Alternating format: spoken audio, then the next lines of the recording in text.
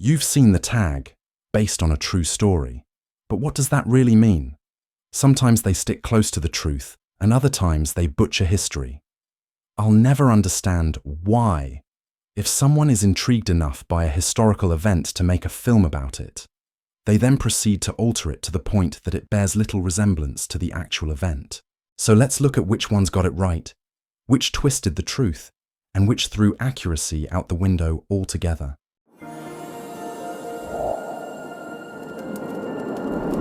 Welcome to History Corner.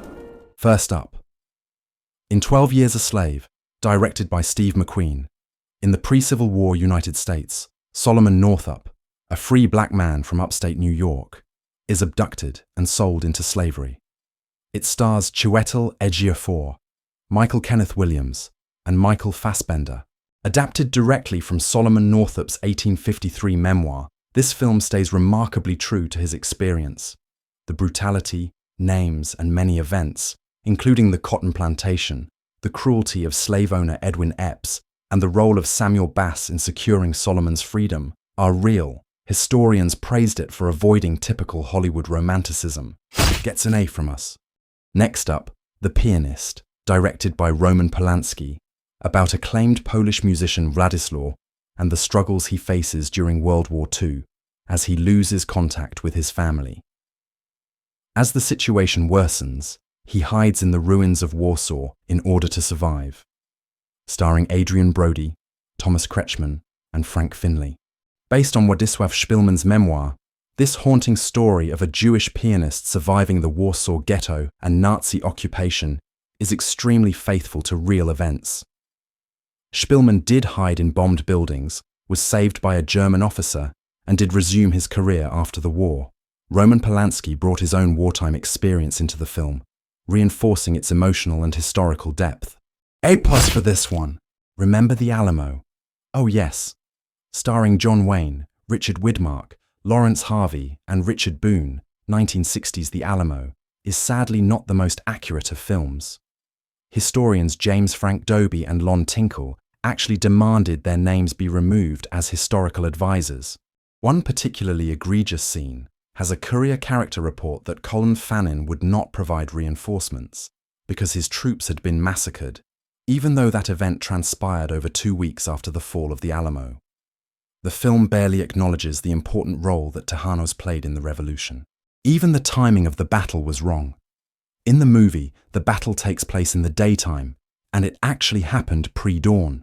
The heroic deaths of the defenders were creative. The reality was more chaotic and brutal. The movie shows Travis heroically rallying the troops and dying in dramatic fashion, sword in hand. In reality, he was one of the first defenders to die, likely struck by a bullet early in the final assault while manning a cannon near the north wall. In the movie, Crockett dies heroically detonating a powder magazine, taking dozens of enemy soldiers with him, a classic Hollywood blaze of glory. Mexican officer José Enrique de la Peña claimed Crockett and several others surrendered and were executed afterward, a claim much debated but supported by some historians. Other witnesses say Crockett died fighting near the chapel, surrounded and overwhelmed. Sorry, Duke, we love you dearly, but we've got to give this one a D. A League of Their Own, directed by Penny Marshall, stars Tom Hanks, Gina Davis, Laurie Petty, and Madonna. Gina Davis and Madonna's characters being loosely inspired by real-life players, but most of the players in the movie are entirely fictional. Tom Hanks's character, Jimmy Dugan, is fictitious, loosely inspired by 2 real-life baseball players from that era, Jimmy Fox and Hack Wilson. But the women players did have to wear skirts to play, and they were actually required to take etiquette classes. The Women's Baseball League was real, and many of the rules and games are historically accurate. So getting events right, but doing it with characters either fictional or composites, we're giving this one a C. United 93, directed and written by Paul Greengrass, stars David Allen Bash, Olivia Thirlby, and Liza Colon Zayas. A real-time account of the events on United Flight 93, one of the planes hijacked on September 11, 2001, that crashed near Shanksville, Pennsylvania, when passengers foiled the terrorist plot. This harrowing real-time account of the 9/11 hijacked plane is emotionally devastating and deeply respectful. Made with input from victims' families and officials, the film avoids embellishment and presents events as accurately as possible, including the passengers' attempted takeover of the cockpit. Of course, the only people who could have confirmed what really happened on board are all gone. It is impossible to know exactly what did or didn't happen. The movie had to indulge in some dramatization. Even still, gotta give this one an A. A Beautiful Mind, directed by Ron Howard and starring Russell Crowe, Ed Harris, Paul Bettany, and Jennifer Connelly, takes us into the world of John Nash. A mathematical genius and struggling schizophrenic, John made an astonishing discovery early in his career and stood on the brink of international acclaim. John Nash did win the Nobel Prize and struggled with schizophrenia, but the film misrepresents his hallucinations. He didn't see people, he heard voices. Still, it captures the essence of his genius and struggle. He didn't work for the Pentagon, but instead for the Rand Corporation, which completed contracts for the US military. Nash developed a form of encryption and sent it to the predecessor of the National Security Agency. Though the NSA disregarded his ideas at the time, the agency later adopted them. It omits dark parts of his life, including fathering a child out of wedlock and his divorce. Alicia and John married in 1957 and divorced in 1963 after he refused to take his medication, entered mental hospitals several times, and grew increasingly delusional. She did allow him to live with her in 1970, and they remarried in 2001. According to the movie, Nash gave a speech upon receiving the prize, claiming his wife Alicia and the love they shared proved the greatest accomplishments of his life. But Hollywood fabricated this scene. In reality, the Nobel Committee members didn't let Nash give the traditional lecture, reportedly because they worried about his mental instability. Though it is a captivating movie, we've got to give this one a D. Dunkirk carries us along with the 400,000 British and French soldiers held up in the French port town of Dunkirk during World War II. In desperation to get them out, Britain sends civilian boats, in addition to its hard-pressed navy, to try to evacuate the beleaguered forces. Dunkirk stars Fionn Whitehead, Tom Hardy, Barry Keoghan, Mark Rylance, and Kenneth Branagh. Directed by Christopher Nolan, all of the characters focused on in the movie are fictional. However, they represent figures that are generally accurate. For the soldiers at Dunkirk, many did have to fight off the German advance while simply waiting for nearly a week before they were rescued.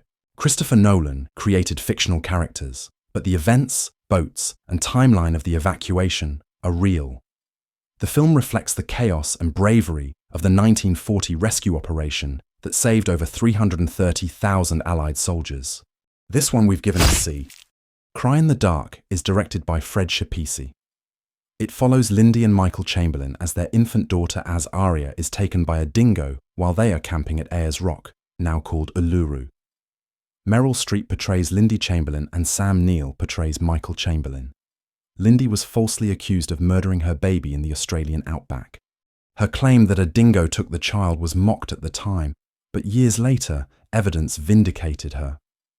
The film sticks closely to the courtroom transcripts and public sentiment that shaped the case, and the overwhelming bias and obsession of the media. Horrible thing for parents to have to endure. We gave this one an A.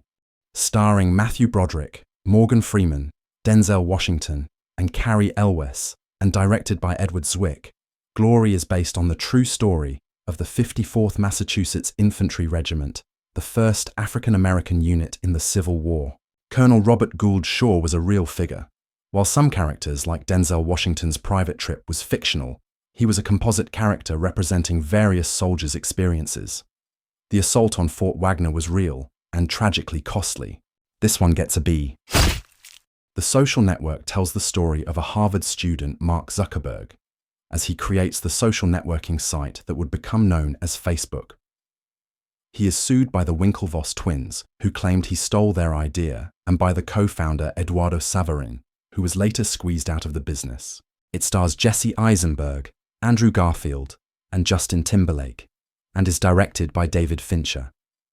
Zuckerberg's real-life personality is far less vindictive than portrayed. Zuckerberg is portrayed as starting Facebook to impress girls. However, Mark was already involved with Priscilla Chan, who would later become his wife. He was not chasing skirt. Savarin is portrayed as a victim, taken advantage of and screwed over by Mark. However, while Savarin was in New York, he neglected his financial duties, causing the budding company to start sinking. Zuckerberg's family had to take out loans to help. This is partially due to Savarin's extensive partying in New York. He also posted ads for his own startup on Facebook without consulting Zuckerberg or anybody else. The legal disputes happened, but the film amps up the conflict and timeline. Savarin and Zuckerberg are still on speaking terms, and Mark has stated the movie got many things wrong, including the idea that he created Facebook to impress a girl. We gave this one a C-. The King's Speech, directed by Tom Hooper, starred Colin Firth, Geoffrey Rush, and Helena Bonham Carter. It's the story of King George VI, his unexpected ascension to the throne of the British Empire in 1936, and the speech therapist who helped the unsure monarch overcome his stammer. George VI did have a terrible stutter from childhood. The King's Speech accurately shows the real problems caused by the future George VI and the entire royal family. King George VI did have a speech therapist named Lionel Logue, and he did struggle before public addresses. The film portrays Logue treating George shortly before his brother's abdication, but he first began to treat the second son of George V in the 1920s and continued to do so for many years. The climactic speech and therapy methods and their enduring friendship were grounded in fact. The King's Speech gets a B. Argo stars Ben Affleck, who also directed the film, Bryan Cranston, John Goodman, and Zeljko Ivanek. Acting under the cover of a Hollywood producer, scouting a location for a science fiction film, a CIA agent launches a dangerous operation to rescue 6 Americans in Tehran during the US hostage crisis in Iran in 1979. The Canadian embassy staff, especially Ambassador Ken Taylor, were instrumental in hiding and protecting the American diplomats. The film marginalizes their bravery. The suspenseful escape with car chases and airport security confrontations. Pure Hollywood. The real departure was uneventful. While the CIA's fake sci-fi movie ploy is true, it wasn't the central element that got the diplomats out safely. The Canadians had been housing them for months. Even former President Jimmy Carter said Canada deserved 90% of the credit. While the fake production office in Hollywood was real, it didn't receive calls at the last minute or face that kind of tension. So yeah, this one definitely gets a D. Next up, Good Night and Good Luck. In the early 1950s, the threat of communism created an air of paranoia in the United States, and exploiting those fears was Senator Joseph McCarthy of Wisconsin. McCarthy went on a witch hunt, seeing communists everywhere, running unchecked. However, CBS reporter Edward R. Murrow, famous for his integrity and unbiased reporting, and his producer Fred W. Friendly, decided to take a stand and challenge McCarthy and expose him for the fearmonger he was. Good Night and Good Luck was directed by George Clooney and starred David Strath Aaron, George Clooney, Jeff Daniels, and Robert Downey Jr. Edward R. Murrow did take on Senator McCarthy. The tone and events are historically grounded, and many lines come from actual broadcasts. Some characters were composited, but the story sticks very close to the facts. Excellent film, gotta give it an A. Directed by Roger Donaldson, 1984's The Bounty starred Anthony Hopkins, Mel Gibson, Bernard Hill, and Liam Neeson. The story of Lieutenant Bligh and Fletcher Christian. Christian leads a mutiny and tries to get his men beyond the reach of British retribution and the harrowing voyage of Lieutenant Bligh to get his loyalists safely to East Timor in a tiny lifeboat. Bligh would demonstrate his skills as a navigator, reaching Timor after a 47-day voyage, during which time his men lived the equivalent of a slice of bread per day. The mutiny on the HMS Bounty was real. Bligh was a harsh but competent captain. Fletcher Christian's motives remain debated. This version tries to portray both men with nuance. The drama is condensed but based on journals. As shown in the film, Bligh and Christian had been friends before the voyage and had been together on other voyages. This had been ignored by earlier film versions. It is regarded as the most historically accurate bounty movie. Don't know how Hopkins didn't get an Oscar nod for this. Definitely gets an A. The Agony and the Ecstasy stars Rex Harrison and Charlton Heston. Directed by Carol Reed, it focuses on Pope Julius II's eagerness to leave behind works by which he will be remembered. To this end, he cajoles Michelangelo into painting the ceiling of the Sistine Chapel. When not on the battlefield uniting Italy, the Pope nags Michelangelo to speed up his painful work on the frescoes. Michelangelo worked 4 years on the project. This Michelangelo biopic is based on a historical novel. As shown in the movie, Michelangelo created a flat wooden platform on brackets built out from holes in the wall, high up near the top of the windows. But contrary to what is depicted in the film, he did not lie on this scaffolding while he painted, but painted from a standing position. The tension between the artist and Pope Julius II is rooted in truth. Timelines are altered, and some scenes dramatized. The paintings in the Sistine Chapel are breathtaking. Amazing that Michelangelo tried to argue his way out of doing it, claiming, "I am not a painter." We're giving this one a C. Braveheart, directed by Mel Gibson. While a well-made film, it is historically inaccurate on nearly every level. It stars Mel Gibson, Patrick McGoohan, Angus McFadden, and James Cosmo, and follows Scottish warrior William Wallace as he leads his countrymen in a rebellion to free his homeland from the tyranny of King Edward of England. Sort of. Even the title of the film is historically false. In reality, The Brave Heart is a title used to describe Robert the Bruce. Bruce's right-hand man, Sir James Douglas, allegedly coined the name during a battle with Saracens en route to the Holy Land. Author John O'Farrell wrote in his book An Utterly Impartial History of Britain that the film couldn't have been more inaccurate if a plasticine dog was added to the cast and the film was retitled William Wallace and Gromit. Scots didn't wear kilts or blue face paint during Wallace's time. That imagery is centuries off. He wasn't a poor farmer or outsider. Wallace came from minor nobility and was educated. The romantic subplot with the princess is impossible. Isabella was about 3 years old when Wallace died and didn't even arrive in England until after his execution. The film shows Bruce betraying Wallace, but he was a key leader in the actual wars of Scottish independence. He never fought with the English against Wallace. The Battle of Stirling Bridge had no bridge in the film, it was the entire tactical point, and the Battle of Falkirk is highly stylized. Mel Gibson gave us a stirring speech, but certainly not a history lesson. Sorry Mel, but you've gotten an F on this one.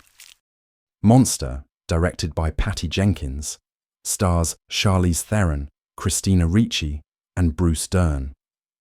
Monster is based on the life of Aileen Wuornos, a Daytona Beach prostitute who became a serial killer, luring men to their death. Aileen Wuornos really was a serial killer, and her troubled past is accurately shown. Some encounters are condensed, and her girlfriend was renamed, but the core of the story is authentic. As Monster tells it, one John brutally beats and rapes Wuornos in some very disturbing scenes, and she kills him in self-defense. In truth, it was Aileen's grandfather and his friend who raped and assaulted her. This one we're giving a B. In The Insider, a research chemist comes under personal and professional attack when he decides to appear in a 60 minutes expose on big tobacco. Directed by Michael Mann, it stars Russell Crowe, Al Pacino, and Christopher Plummer as Mike Wallace. Jeffrey Wigand risked his life and reputation to expose secrets about nicotine addiction. The film captures his struggles with CBS and his personal unraveling accurately, though a few private scenes were dramatized. Wigand called the movie largely truthful. The producers of the film were very concerned on the possibility of getting sued over the project, so the focus on accuracy was paramount. Though Mike Wallace was more of a fighter, not quite Bergman's puppet. And 60 Minutes executive producer Don Hewitt didn't willingly cave in to corporate pressure, but was powerless. This one we're giving a B. Murder in the First, directed by Mark Rocco, is about an eager and idealistic young attorney defends an Alcatraz prisoner, Henry Young, accused of murdering a fellow inmate. The extenuating circumstances: his client had just spent over 3 years in solitary confinement. The film is well made, and even captivating, but it's fiction. The film stars Christian Slater, Kevin Bacon, and Gary Oldman. I think this has got to be the most inaccurate movie I have ever seen. The only part they got right was that there was indeed a man named Henry Young in Alcatraz. The rest of it? Nonsense. The film presents Henry Young as a sympathetic figure, a young man imprisoned for stealing $5 to feed his starving sister, then driven to madness by solitary confinement. Henry Young was not a petty thief. In 1933, he robbed a bank in Washington state with 2 accomplices, took a hostage, and during the escape, a man was killed. He was later convicted of murder, not for stealing lunch money. Young was transferred to Alcatraz, not just for his crimes, but because he was a violent, escape-prone inmate. The film suggests he was thrown into solitary confinement for years after a failed escape. In reality, while he did spend time in the notorious D-block isolation cells, his time there was not 3 years straight as claimed. Far from being reformed, Young remained violent and unpredictable. In 1939, he murdered fellow inmate Rufus McCain, stabbing him in the neck. The film shows a dramatic trial that supposedly led to prison reform and the exposure of Alcatraz's inhumane conditions, and that Alcatraz was closed in large part due to the case. In truth, the groundbreaking trial never took place. Young was never part of a high-profile courtroom battle exposing Alcatraz's brutality, and Alcatraz's closure had nothing to do with Young. This one gets the lowest I can give it, an F-. Bonnie and Clyde, directed by Arthur Penn, starred Warren Beatty, Faye Dunaway, Gene Hackman, Gene Wilder, and Denver Pyle. Bonnie and Clyde were portrayed as rebellious anti-heroes, but in reality, they were brutal criminals. Their gang murdered at least 13 people, including police officers and civilians. In the film, Bonnie first met Clyde when he tried to steal her mother's car, whereas the two actually met at a small gathering at the home of a mutual West Dallas friend. The movie shows the gang using Thompson's submachine guns, popular in the gangster film genre, rather than Browning automatic rifles, which they preferred. Bonnie wasn't a gunslinging outlaw. She rarely fired a weapon, and the iconic photo of her holding a cigar and gun was staged for fun, not a reflection of her role in their crimes. The film implies that they robbed banks out of anti-establishment spirit, but most of their robberies were small businesses and gas stations. Lawman Frank Hamer is portrayed in the movie as being somewhat of a bungler, dressed as a Texas Ranger, and is shown as having been captured by the gang. Hamer had never met the pair before the ambush in Louisiana when the duo was killed. The family of Frank Hamer received an out-of-court settlement from the filmmakers after they sued them. It's a D for Bonnie and Clyde. The sweeping epic Kingdom of Heaven, directed by Ridley Scott, is a stunning movie. Stunning, but not accurate. The film stars Orlando Bloom, Liam Neeson, Martin Sokas, Jeremy Irons, David Thewlis, and Ghassan Massoud. The film follows Balian of Ibelin, a bastard and an unmarried blacksmith who is recruited by his father as he travels to Jerusalem during the Crusades of the 12th century, and there he finds himself as the defender of the city and its people. Balian of Ibelin wasn't a blacksmith, a bastard, nor raised in Europe. He was born a high-ranking nobleman. His father in the movie, Godfrey of Ibelin. Fiction. Balian's father, Barisan of Ibelin, actually ruled the county of Jaffa. He was a vassal of the king of Jerusalem. Nor was he single. Balian was married with several children. The romance with Sibylla, pure fiction. Balian did help negotiate the surrender of Jerusalem to Saladin, but he didn't single-handedly organize its defense nor lead the city's resistance. In the movie, after Jerusalem's surrender, Balian returns to Europe. He is shown as living happily as a blacksmith in his native village and refusing English knights in treaties to go on the Third Crusade in one scene. In reality, after the fall of Jerusalem, Balian stayed in the region and became one of the Crusader state's leaders. He actually participated in the Third Crusades and was a key advisor to the legendary Richard the Lionheart. Visually stunning, yes, but historically, it's a fantasy wrapped in chainmail. This one gets an F. Attila, directed by José Dayan, portrays the life of Attila the Hun, kinda sorta. The film stars Gerard Butler, Powers Booth, Tommy Flanagan, Reg Rogers, Simona McKinnon, and Liam Cunningham. Starting with the obvious, while I am a big fan of Butler, I'm pretty sure Attila did not look like a 6'2" Scotsman. He was described as short of stature, with a broad chest and a large head. His eyes were small, his beard thin and sprinkled with grey, and he had a flat nose and swarthy skin. The film portrays Attila and Bleda immediately competing for rule after the death of the king. Wrong. Attila and Bleda ruled together from 435 AD to 445 AD. While it has been speculated that Attila murdered him on a hunting trip, it is unknown exactly how he died. The affair between Attila and Honoria, the Roman princess, is heavily exaggerated. In history, she did send him a ring asking for help, but there's no evidence of love or intimacy. The film paints Attila as a noble, misunderstood leader. According to Priscus of Panium, an Eastern Roman diplomat and Greek historian, he was indeed a lover of war, yet restrained in action, mighty in counsel, gracious to suppliants, and lenient to those who were once received into his protection. The campaign timelines, political alliances, and military confrontations are condensed or invented entirely. Characters like Flavius Aetius are real, but their portrayals are dramatized for rivalry effect. In the film, Attila's new wife poisons him on their wedding night. While he did indeed die on his wedding night, the most probable cause, as suggested by the historian Priscus of Panium, is a burst blood vessel, a result of decades of large amounts of alcohol. It seemed as though Attila had hemorrhaged through his nose, and he choked on his own blood. If you can detach it from history, it's definitely worth a watch. Historically speaking, though, it fails. In the end, based on a true story, can mean anything from faithful recreation to vaguely inspired by real names. These films may entertain us, but they often rewrite history to suit a script. If you really want to know what happened, you may want to do your own digging. Thanks for watching. Let us know in the comments if you have a favorite historical movie. Don't forget to like and subscribe. See you next time.